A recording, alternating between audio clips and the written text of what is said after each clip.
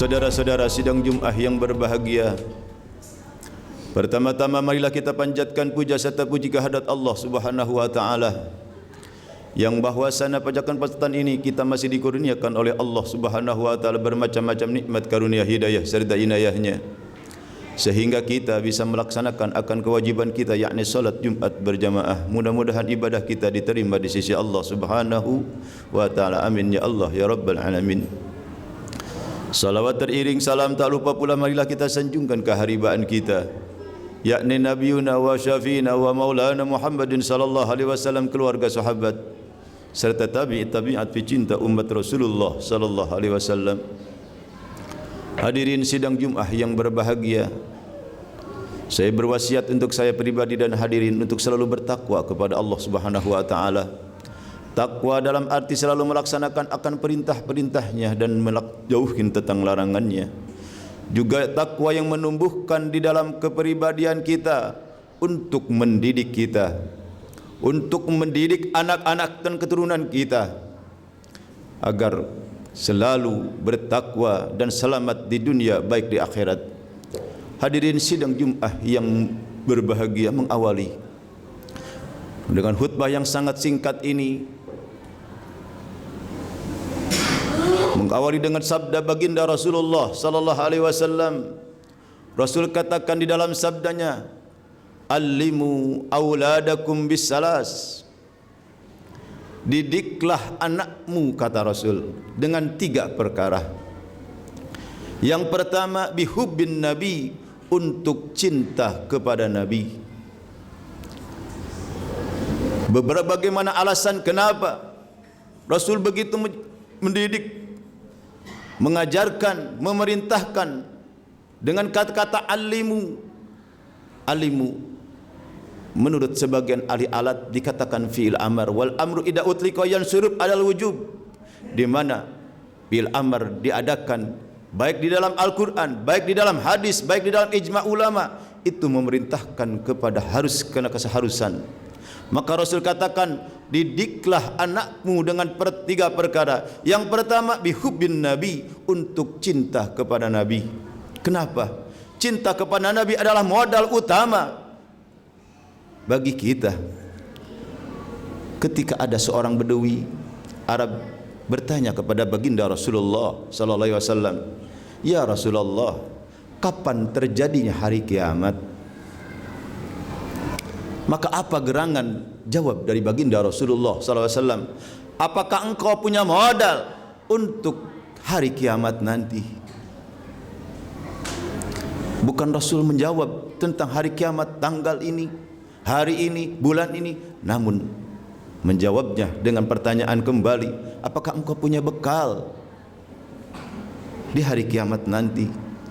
Apa jawab orang Bedui tersebut, orang Arabi tersebut? Dia menjawab, "Aku punya bekal cinta kepada Nabi, cinta kepada Allah dan cinta kepada Nabi." Apa jawaban dari baginda Rasulullah? "Cukup buat engkau. Modal itulah yang akan menyelamatkan engkau baik di dunia dan di akhirat."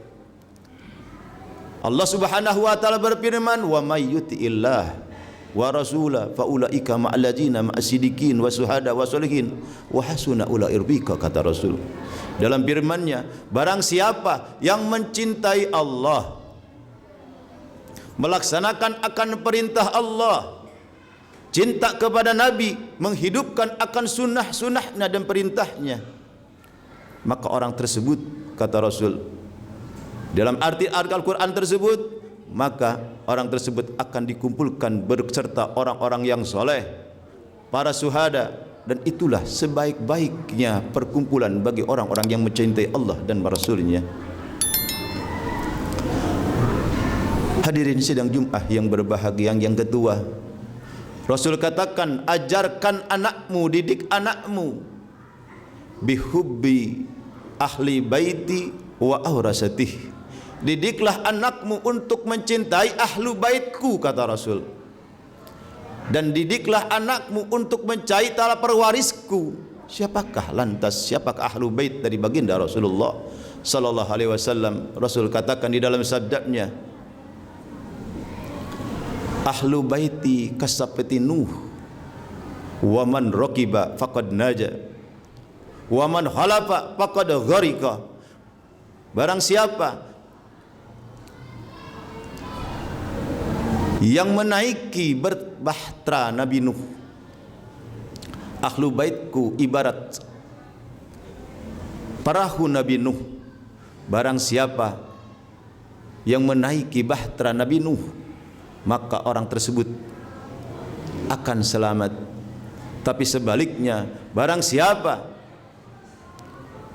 yang menyalahi, yang tidak mau menaik ke dalam kendaraan Nabi Nuh, maka orang tersebut akan tenggelam. Artinya dalam hadis tersebut, marilah kita ikuti jejak dari ahli bait baginda Rasulullah sallallahu alaihi wasallam. Dan yang selanjutnya Rasul katakan, didiklah anakmu untuk mencintai para pewarisku. Siapakah para pewaris baginda Rasulullah? Yakni para alim ulama, para fuqaha. Ini adalah pewaris dari baginda Rasulullah sallallahu alaihi wasallam. Kenapa tidak? Rasul katakan, sayati zamanun ala ummati yapiruna adil ulama wal fuqaha fayabtaliyahumullah bisalasi baliyatin.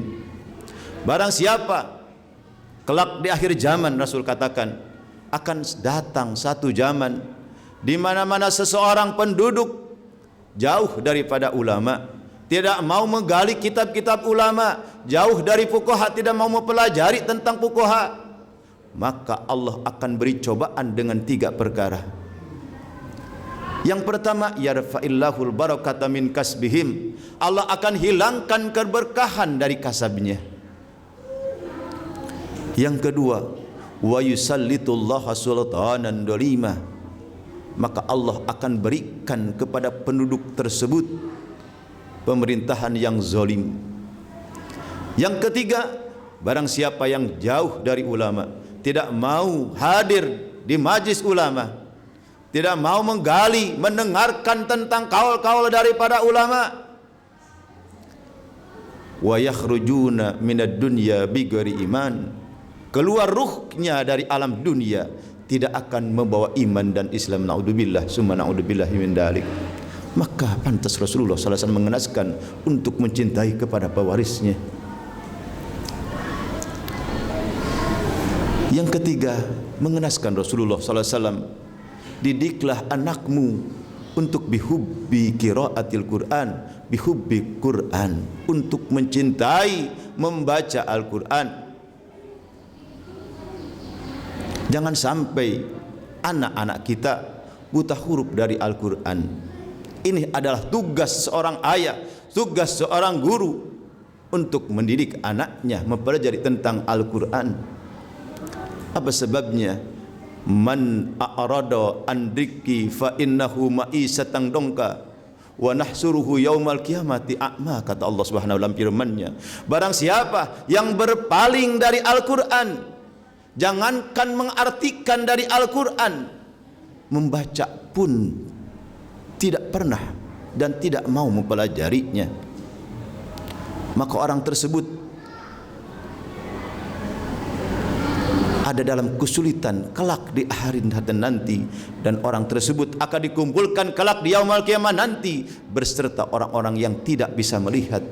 Bukannya matanya tidak bisa melihat, tapi hati-hatinya dibutakan oleh Allah Subhanahu wa taala.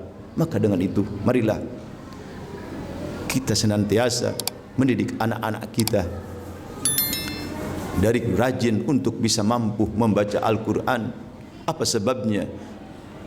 Barang siapa seorang anak membaca Al-Quran, lantas mengartikan dari Al-Quran, dan dia mengamalkan apa yang ada dalam kandungan Al-Quran, maka sang anak tersebut memakaikan mahkota kelak di akhirat nanti, yang itu mahkota lebih terang daripada matahari yang ada di muka bumi ini.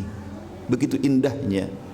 Maka mudah-mudahan kita memohon kepada Allah Subhanahu wa taala agar kita bisa mendidik anak-anak kita mencintai nabinya, mempunyai para pewarisnya, dan membaca Al-Quran. Amin amin ya Allah ya rabbal alamin.